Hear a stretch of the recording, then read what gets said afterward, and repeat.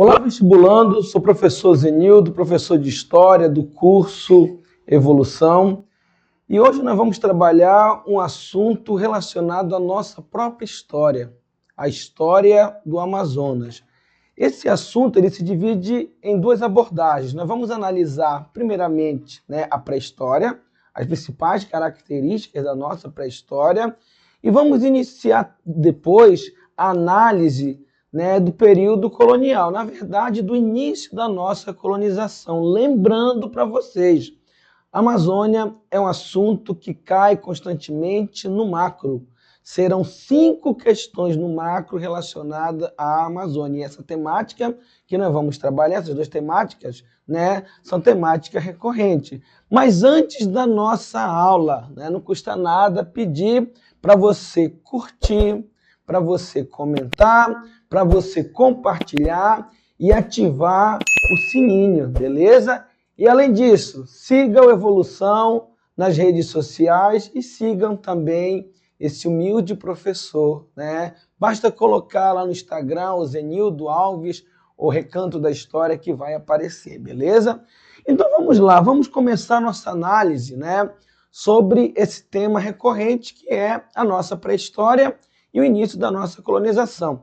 O que é importante nós falarmos sobre a nossa pré-história? Primeiramente, quando a gente fala pré-história da Amazônia, nós temos que entender a questão da pré-história da América. E o que a gente pode falar sobre a pré-história do continente americano? Vocês sabem muito bem que o ameríndio, que o homem americano, que o nativo americano de norte a sul, de leste a oeste da América, ele não é autóctone, ou seja, ele não evoluiu aqui no continente, Ele veio para a América em determinado momento da história, utilizando determinada rota. Então nós temos as teorias de povoamento do continente americano. Nós temos duas teorias que são as principais. Uma que é aceita amplamente, que é a teoria do Estreito de Bering, que os nossos antepassados entre 25, 20 mil anos a 11 mil anos antes de Cristo, utilizou uma faixa de terra que ligava o continente americano, do Alasca, à Ásia, na região da Sibéria. Essa faixa de terra nós vamos chamar de Bering, lá localizado no Estreito de Bering. Então, em decorrência de várias levas de homens asiáticos, siberianos da Ásia Central, eles vão se direcionar para o continente americano e vão povoar o continente americano. Perfeito. Essa teoria ela é correta, ela é amplamente aceita. Porém, na década de 70, novas descobertas foram feitas. E essas descobertas que foram feitas vão criticar a hegemonia da teoria do Estreito de Bering e surgem outras teorias, como as teorias transoceânicas, dando destaque para a corrente malaio-polinésia, que vai defender que os nossos antepassados também, outras levas, vieram através de navegações no Oceano Pacífico, vindo da Oceania, da Austrália, vindo da Melanésia. A realidade é que, em determinado momento da história, utilizando rotas diferenciadas, nós vamos ver a vinda dos nossos antepassados para a América e eles vão formar a população originária do continente americano. Então nós vamos ver que essas teorias divergem, datas divergem em rotas, mas nós podemos dizer que pelo menos há 20 mil anos atrás a América começou a ser povoada. E o que isso tem a ver com a Amazônia? Bem, os primeiros ameríndios eles vão se espalhar pelo continente e vão chegar aqui na nossa região, aqui na Amazônia. E é aí que inicia a nossa pré-história. A nossa pré-história ela inicia quando os primeiros amazônidas, os primeiros indígenas da região chegam aqui. Acredita-se que a povoação, o povoamento da Amazônia vai começar 9.200 a.C. Então a nossa pré-história se estende de 9.200 a.C. à chegada dos europeus, principalmente a partir de 1500. E a partir de 1500 inicia o período colonial da Amazônia, sendo que o marco inicial, né, nunca esqueçam disso, o marco inicial da colonização da Amazônia vai ser o quê? Vai ser a construção do Forte do Presépio, que vai dar origem à cidade de Belém, no ano, né, de 1616, precisamente no dia 12 de janeiro de 1616, beleza? Dito isso, vamos analisar as características principais desses dois momentos. Quando a gente fala sobre a nossa pré-história, o que nós temos que perceber? Que a nossa pré-história ela é dividida em 3 períodos. Quais são os 3 períodos da pré-história da Amazônia? O primeiro período nós chamamos de paleoindígena, que vai de 9.200 a 7.000 a.C., né? Paleo, velho, antigo, indígena, ou seja, a idade do indígena antigo. Qual a principal característica desse período? Os nossos antepassados, eles eram caçadores, coletores, eles eram nômades, vivíamos no nomadismo em pequenos bandos, né? Porém, mais ou menos a partir de 7.000 a.C., nós vamos ver que em algumas regiões da Amazônia inicia o processo de domesticação das plantas, principalmente da mandioca. Professor, domesticar a planta, sim. A gente vai pegar a planta silvestre, né, e vai começar a plantar. A agricultura, ela é uma domesticação de plantas que, né, estavam na natureza e a gente coletava. Agora a gente não vai coletar, agora a gente vai plantar, beleza? E aí inicia, né, o segundo período da nossa pré-história, que é o período arcaico. E quais são as características do período arcaico? Nós teremos agricultura, o surgimento das primeiras aldeias, e eu coloquei aqui vilas, eram pequenas, né? E olha que coisa gostosa, o surgimento da cerâmica, de vasos. Os nossos antepassados começaram a produzir cerâmicas, a priori, para guardar o alimento que era produzido, né, em larga escala, o excedente. E depois, olha que coisa interessante, eles vão utilizar a cerâmica como caixões, né? São as famosas urnas funerárias que vão colocar os corpos das indígenas que vão morrer, né? Então nós vamos ver isso. Durante o período arcaico inicia esse processo de sedentarização, a produção de cerâmica, né? Inicia o surgimento das aldeias que vão virar vilas e, finalmente, a partir de 1000 a.C. até a chegada dos europeus, e no nosso caso, como os europeus que vieram encher o saco para cá são os portugueses, a gente fala em 1500. Então, até a chegada dos portugueses, nós teremos a pré-história tardia, importante. Quais são as características da pré-história tardia? Quando a gente fala em pré-história tardia, nós falamos em diversidade. Diversidade étnica, diversidade linguística, diversidade produtiva. Os nossos antepassados, eles vão se dividir em várias etnias, eles vão produzir alimentos variados, tanto, né, da questão da fauna e da flora. Nós vamos ver, inclusive, alguns praticando a piscicultura, é verdade, viu? E quando a gente pensa na pré-história tardia, a gente tem que falar deles. Quem são eles? São as sociedades complexas que vão surgir aqui na Amazônia. E nós chamamos de cacicados complexos, né? Que serão sociedades hierarquizadas, né? Serão sociedades divididas em classes sociais que vão manter relações comerciais entre si e, pasmem, relações comerciais com povos caribenhos e com povos andinos. O poder vai ser centralizado na figura de uma grande liderança que nós chamamos, né, de um grande cacique, é por isso chamamos essa estrutura de cacicados complexos, né? Dependendo do cacicados complexos, existem estudos que falam até numa população de 20.000 pessoas vivendo numa mesma região por milhares e milhares de anos. Para vocês terem uma ideia, né, os primeiros expedicionários que vieram para a Amazônia, que eram espanhóis, que estavam naquelas duas grandes expedições, né, de Orellana, né, 1541, 1542, que desceu o rio Amazonas, e depois na expedição de Pero de Ursúa e Lope de Aguirre, 1560, 1561, né, esses expedicionários, eles vão relatar que eles, né, do lado esquerdo, do lado direito do rio Solimões e depois do rio Amazonas, eles vão ver vilas, várias vilas, com milhares e milhares de pessoas.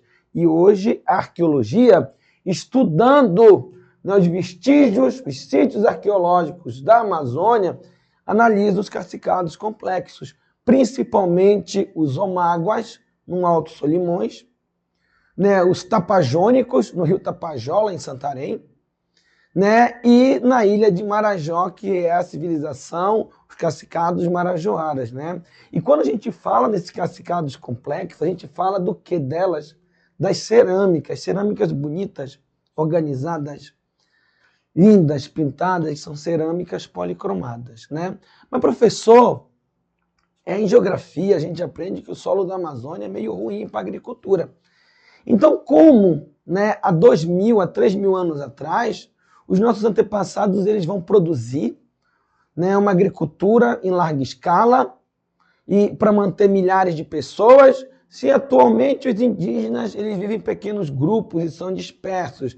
É porque os cacicados complexos foram destruídos pelos europeus, né, com as doenças, com o processo de escravização, etc.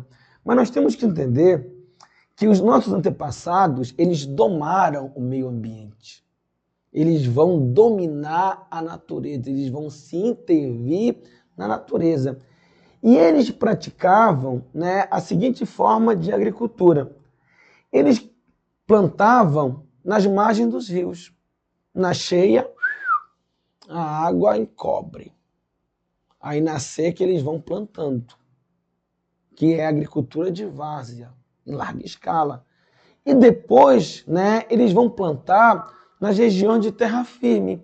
E nas regiões de terra firme nós temos ela, que é a famosa terra preta. Anota aí. A terra preta, ela é uma terra antrópica, extremamente fértil. O que é antrópica? Produzida pelo ser humano.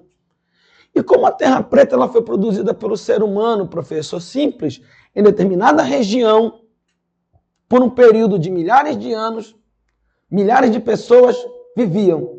E lá defecavam, e lá mijavam, e lá jogavam restos de alimentos, e lá derrubavam floresta através da agricultura de coivara, que é tacar fogo, né? Isso ajudava a fertilizar. Então esse processo de manejo florestal, esse processo de intervenção do homem na natureza, gerou uma terra extremamente fértil, que é a terra preta, e que possibilitou isso, a diversidade, que serão os nossos cacicados complexos, que vão desaparecer devido ao quê? Devido à chegada dos europeus.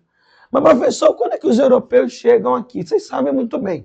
No dia 12 de outubro de 1492, Colombo chega ao continente americano. Né? No final do século XVI, ou melhor, no final do século XV, mais ou menos 1498 para 99, né, Vicente Yanez Pinzon, ele chega na foz do rio Amazonas, que vai chamar de, né, ele vai dizer que era o rio Nossa Senhora do Mar Doce, Nossa Senhora do Mar Doce, né?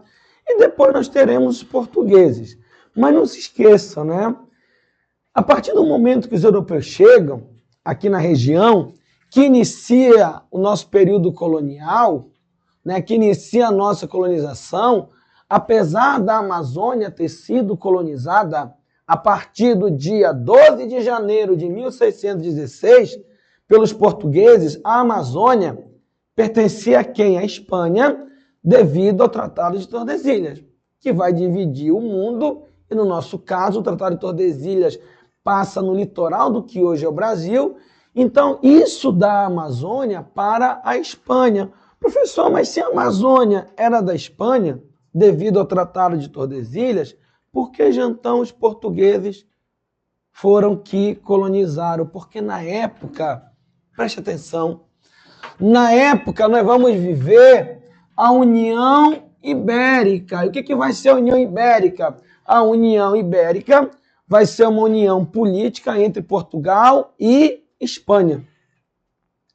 Durante 60 anos, os reis da Espanha, da dinastia Habsburgo, Filipe II, depois terceiro, depois quarto, eles vão, né, governar ao mesmo tempo Espanha e Portugal. Você entende melhor a União Ibérica na aula sobre o Brasil, né? Mas a União Ibérica vai ser importante porque na época Portugal e Espanha faziam parte da mesma coroa.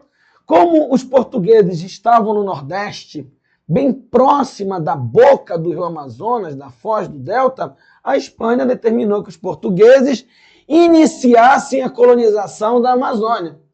E para que os portugueses vão iniciar a colonização da Amazônia? Para combater alguns países europeus que estavam enchendo o saco aqui. Inglaterra, França e Holanda. Tanto que em cima da gente nós temos o quê? Né? Nós temos a Guiana inglesa, nós temos, que era da Inglaterra, agora é só Guiana, nós temos o Suriname, que era da Holanda, e nós temos a Guiana francesa, que pertence à França até hoje. Então, para, né, combater esses estrangeiros aqui na região, os portugueses, em nome da Espanha, iniciam a colonização da Amazônia. E nós veremos que, né, irão se utilizar 3 formas para se colonizar a Amazônia. Quando a gente pensa em colonização da Amazônia, nós temos que pensar na colonização militar. Militares vêm para a Amazônia construir fortes ou fortalezas. Forte do Presépio, Forte São José do Macapá, Fortaleza de São José do Rio Negro, Fortaleza de São Joaquim, né, do Rio Branco, né, que vão dar origem a cidades. Lá no Presépio nasce Belém, Macapá, né, Rio Negro, Manaus, e lá na Fortaleza de São Joaquim do Rio Branco vai nascer o quê? Lá perto vai nascer a cidade de Boa Vista. Né? Então nós temos, a priori, uma ocupação militar. Só que vai ter muito indígena. E os indígenas vão se opor a esse processo de ocupação. A maioria. Alguns serão traidores. Então vai ser necessário apaziguar, acalmar o coração dos indígenas, para que os indígenas fizessem parte do processo colonizador. Aí nós vamos ver, né, os missionários vindo para a Amazônia. Nós teremos a colonização religiosa. Né? As ordens religiosas, carmelitas, franciscanos, mercedários e os homens de preto, jesuítas, vêm para a Amazônia, né? Vão construir missões para catequizar o indígena, ou seja, para pacificar o indígena e possibilitar a colonização, né? E vão querer evangelizar. Mas, professor, são centenas de línguas indígenas na Amazônia. Como é que vai ser a evangelização? A evangelização vai se dar na língua portuguesa? Olha, não. O que os missionários, principalmente os jesuítas, vão fazer? Eles vão pegar, né, os troncos linguísticos. O que é o tronco linguístico? É uma língua principal que dá origem a outra. Então eles vão pegar alguns troncos linguísticos, principalmente o tupi, e vão tirar palavras. Né? E fazendo uma correlação com a estrutura da língua portuguesa, os missionários criaram uma língua criada pelos missionários para possibilitar, né, a evangelização, que vai ser o nha, gatu, nha. O que significa nhangatu? Língua geral. Nhan fala, língua. Gatu, geral, ampla. Né? Que vai ser falada durante o período colonial e até hoje. Até hoje nós temos mais de 30 mil pessoas na Amazônia indígenas que falam nhangatu.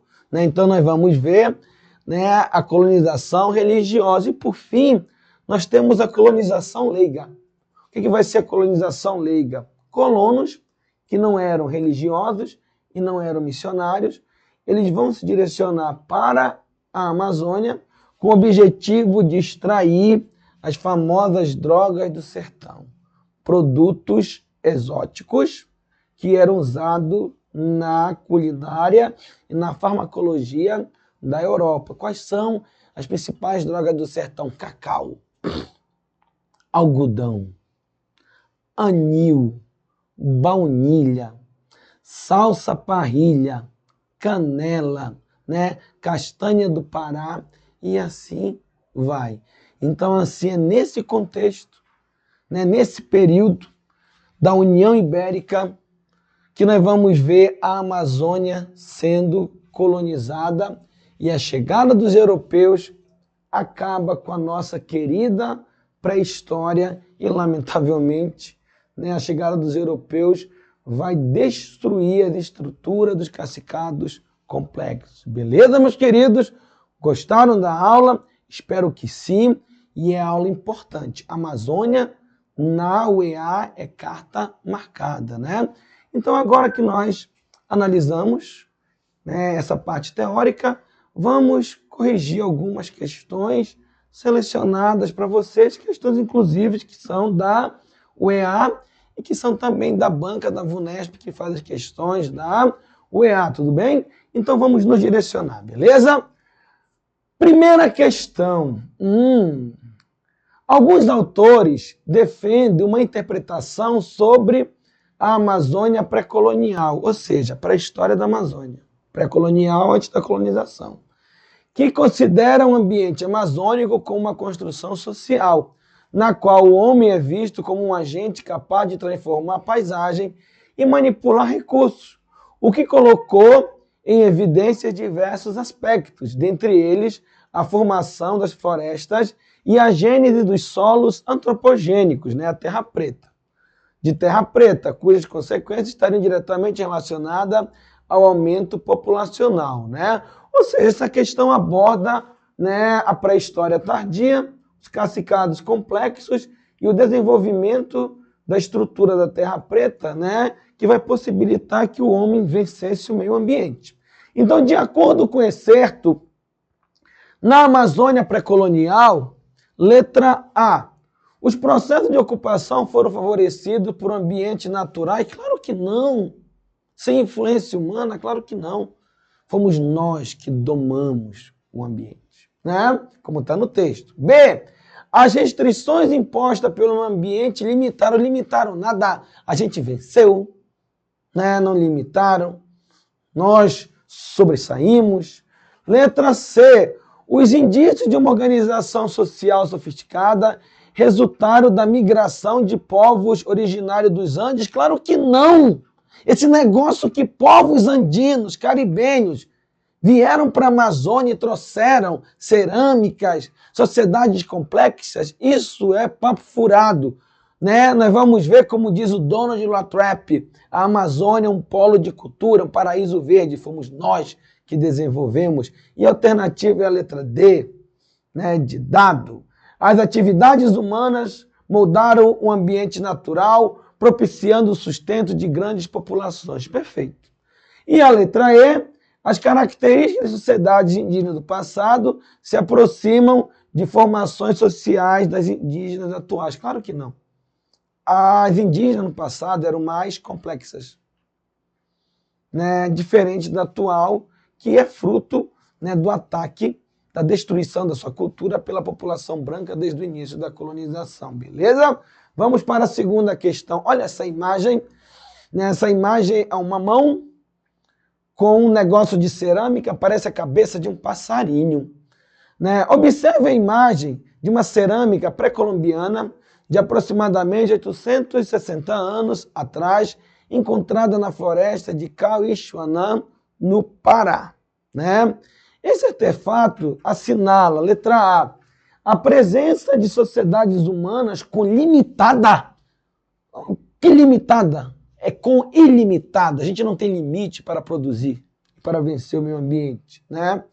Letra B, a dedicação de povos pré-históricos amazônicos às tarefas exaustivas da sobrevivência material. Exaustiva, não. Se o cara está produzindo cerâmica, é porque ele já comeu, ele já bebeu, ele tem tempo sobrando. Então ele tem esse tempo de sobra, porque tem comida, tem alimento para produzir arte. Beleza? Letra C, a inexistência de padrões culturais. Opa! A inexistência de padrões culturais. Mano, essa cerâmica é um padrão cultural, né? Letra D, atuação cultural de agrupamentos humanos na representação de formas identificáveis da natureza. Perfeito. Né? E a letra E, o nomadismo de comunidade guerreira. Que nomadismo? Se uma sociedade está produzindo cerâmica, é porque ela é o quê? Ela já está na sedentarização. Então que fique claro, verdade vos digo. A alternativa correta na segunda questão é a letra D de dado. Beleza? Muito bem. Terceira questão. Longe do centro principal da vida da colônia, o norte do Brasil viveu uma existência muito diversa do Nordeste. No seu conjunto, a produção do Norte baseou-se nos produtos da floresta, as chamadas drogas do sertão. A grande presença de indígenas fez do Norte um dos principais campos de atividade missionária das ordens religiosas, com os jesuítas à frente. A partir do contexto citado pelo excerto, a região norte foi marcada, a letra A, pela rápida integração, mano, até hoje estão integrando a Amazônia. Não é a letra A. Letra B, pela produção das drogas do sertão. Opa, olha a pegadinha. Sobretudo o látex. Mano, o látex não é droga do sertão, a borracha é mais contemporânea. Que eram colhidos por trabalhadores livres e assalariados, na sua maioria mestiços da região. Na época das drogas do sertão, o indígena era escravizado. Né? E o látex é século XIX para cá, não no período colonial, tá errada. Letra C, pela predominância da escravidão africana, não. Pela predominância do uso da mão de obra indígena. Na Amazônia, temos africanos, sim, mas, acima de tudo, é mão de obra indígena. Letra D, pela decisiva mestiçagem e a influência cultural dos indígenas, já que havia poucas mulheres brancas e foi desenvolvida uma língua geral. Qual é o nome da língua geral? O nome da língua geral é Nha! Nhangatu, né? Que foi criada pelos missionários. É a letra D. Letra E, pelos frequentes conflitos entre jesuítas e colonos, já que os religiosos, diferentemente dos colonos, defendiam a manutenção das tradições. Olha já, que quem mais atacou a cultura indígena foram os missionários tentando evangelizar, beleza? Vamos para a quarta questão. Olha como é que é pequena. Né?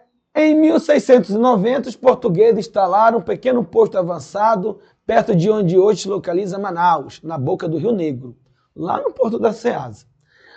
A coroa, nas mãos da Espanha, estabeleceu uma administração à parte, né, no norte da colônia, criando o estado do Maranhão e Grão-Pará. Na região norte do Brasil colonial, citada no excerto, a produção baseou-se, não precisa nem ler, não precisa nem falar. Se baseou em quê? Drogas do sertão. Falou em economia colonial, é drogas do sertão. Que a base da nossa economia é a letra A. Né? Letra B, tabaco e cachaça pela pecuária. Na Amazônia vai ter muito tempo depois. Né? Madeira, pau-brasil no litoral. Né? Cana-de-açúcar, não, é no Nordeste. Né? Então é a letra A, questão dada. Se não me falha a memória, essa questão é da UEA, olha. Questão muito bacana. E a última questão, vamos lá. Entre os séculos 17 e 18, o Nhangatu se tornou a língua da comunicação interétnica, falada por diversos povos da Amazônia. Em 1722, a coroa exortou os carmelitas e os franciscanos a capacitarem seus missionários e falarem essa língua geral amazônica, tão fluente como os jesuítas, já que em 1689 havia determinado o seu ensino aos filhos dos colonos. Né? Com base na passagem acima, assinale a alternativa correta. Letra A. Os jesuítas criaram um dicionário baseado em línguas indígenas entre os séculos 16 e 19, né? Primeiro que está errado. O Nhangatu é século 17, né? Que foi amplamente usado na correspondência. Opa! O que era usado na correspondência não era o Nhangatu, era o português. O Nhangatu era utilizado internamente para a conversa, né? Letra B. O texto permite compreender a necessidade do colonizador português conhecer e dominar a língua para poder disciplinar os índios em toda a Amazônia durante o período pombalino e no século XIX, né? Qual é o erro? Qual é o erro da questão? Lá na frente, você que está assistindo essa aula não pode perder a próxima, que a próxima nós vamos trabalhar o período pombalino. E aí tem uma pegadinha. Qual é a pegadinha? Né? Olha só. O texto permite compreender a necessidade de um colonizador português conhecer e dominar a língua para poder disciplinar os índios em toda a Amazônia. Durante o período pombalino? Não. Olha a dica, nunca esqueçam disso. O Marquês de Pombal, o Sebastião José de Carvalho e Melo, proibiu todas as línguas indígenas na Amazônia, inclusive o Nhangatu. Foi proibido conversar, escrever em língua indígena. Então o Nhangatu vai ser proibido no período pombalino. Ele não vai ser usado. Olha a pegadinha, né? Letra C. O aprendizado dessa língua associava seus projetos de colonização, visando ao controle da mão de obra indígena pelos agentes coloniais, como missionários, colonos e autoridades. Perfeito. E qual é o erro da letra D, professor? A experiência do Nhangatu desapareceu no processo de exploração da mão de obra indígena. Não. O Nhangatu, como eu falei para vocês há pouco, é falado até hoje na Amazônia por mais de 30 mil pessoas. Beleza, meu querido, minha querida, vestibulando de uma maneira geral? Espero que vocês tenham gostado da nossa aula, da nossa dica, tudo bem? E antes de nós finalizarmos, vou pedir mais uma vez, curta, comente, compartilhe, ative o sininho e siga a Evolução nas redes sociais. Tudo bem? Um grande abraço e até a próxima.